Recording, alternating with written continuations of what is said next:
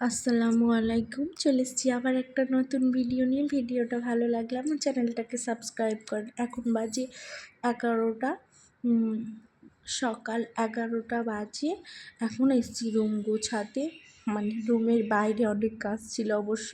রুমের বাইরের কাজগুলো করে আসতে এত সময় লেগে গেল। ছোট ছোট দুটো বাচ্চা বড়টাকে স্কুল পাঠিয়ে দিয়েছি।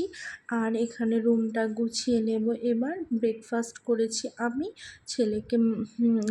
ছেলেকে মানে ভাত করেছিলাম, আলু সেদ্ধ করেছিলাম, ডাল, ডিম ভাজা, ওটা দিয়ে ছেলেকে খাইয়ে দাইয়ে স্কুল পাঠিয়ে দিয়েছি। বেবি ঘুমিয়েছে, ছোটোটা ঘুমিয়ে পড়েছে। এরপর কাজ শুরু।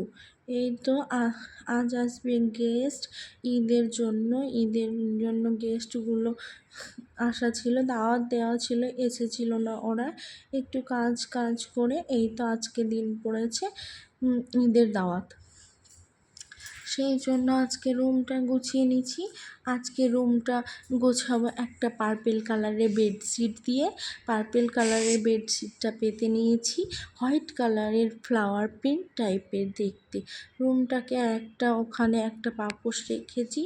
বেশ পরিষ্কার পরিচ্ছন্ন করে রুমটা গুছিয়ে নিয়ে বেডটা পরিষ্কার করতে পারলে যেন বেশ মনে একটা শান্তি আসে, তাই না? সবারই একটা শান্তির জায়গা একটা থাকে না, রুমটাকে অল্প অল্প করে গুছিয়ে নিলে বেশ ভালো লাগে। তো আমার নতুন বাড়ি অনেকটাই গুছানো বাকি আছে, যতটুকু আছে ততটুকুতেই বেশ পরিষ্কার পরিচ্ছন্ন করে রাখতে পারলে ওটাই ভালো লাগবে। এই রুমে চলে এসেছি। এই রুমটাতেও একটা বেডশিট পেতে নিয়েছি ব্লু কালারের ফ্লাওয়ার প্রিন্ট দিয়ে। সব কিছু গুছিয়ে নিয়ে এই তো একটা ছোট্ট ক্লিপ নিয়ে নিচ্ছি।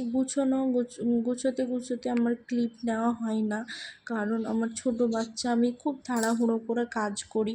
সেই জন্য একটু বেডশিটের উপর একটু রুম স্প্রে দিলাম, রুমগুলোতেও দিয়ে দেবো একটু একটু করে। বসলে ভালো লাগে, ছোট বাচ্চা তো কখন টয়লেট করে দেয়, সেই জন্য একটু দেওয়া। গেস্ট আসবে বলে কথা। এখানে রাত্রে এটা গেস্ট আসবে তার গত রাতে একটু বেগুন পোড়া করেছিলাম আর রুটি। বেগুনটা সানা করব আর রুটি করব, আর গেস্টের জন্য এখানে পকোড়া করব। সেই জন্যই আগে ম্যারিনেট করে রেখে দেব। সেই জন্য এখানে লেবু নিয়ে নিয়েছি, দুটো লেবু নিয়েছি। এখানে 400 গ্রাম চিকেন আছে, সেই জন্য আদা রসুন নিয়েছি, গুঁড়ো লঙ্কা, কাঁচা ধনিয়া গুঁড়ো, কাঁচা জিরে গুঁড়ো, আর একটু লেবু চিপে দিয়েছি, আর একটু লবণ। এই দিয়ে ম্যারিনেট করে রেখে দেবো গোটা রাত ফ্রিজে।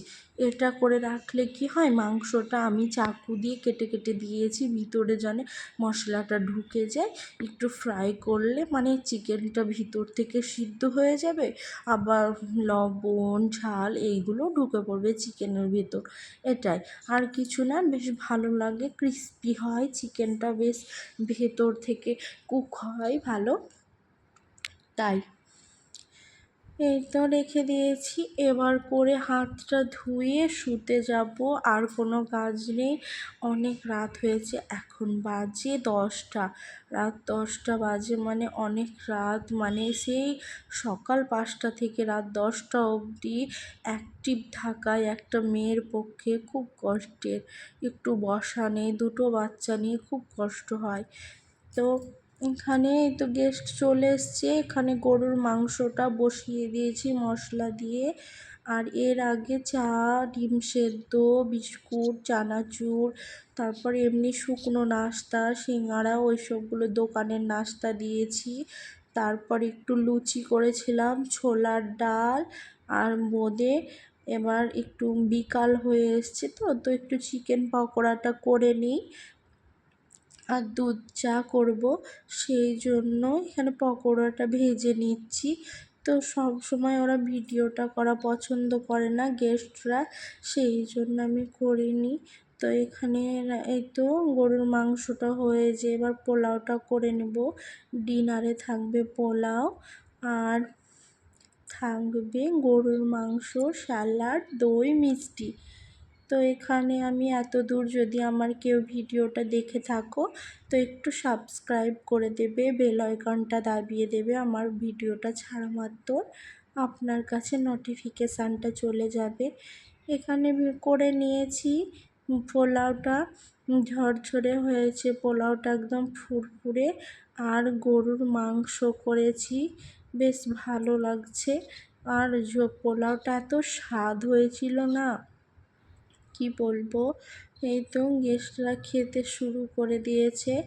আর এটা আমার গেস্ট যাওয়ার পরে একটা বিয়ে বাড়ি ছিল, মানে আমার মামার ছেলের বিয়ে হলো, তাই গিয়েছিলাম। তো ওখানে আমি কোনো ভিডিও করিনি, তো এই ক্লিপটা নিয়েছিলাম ছোট্ট। এই খেলাটা হচ্ছিল। তো আপনাদের কার কার গ্রামে এই খেলাগুলো হয় আমাদেরকে বলবেন, আমার সামনে একটু কমেন্টে জানাবেন। আর ভালো থাকবেন, ভালো রাখবেন। গুড নাইট বন্ধুরা, আমাকে একটু সাপোর্ট করবেন। Thank you.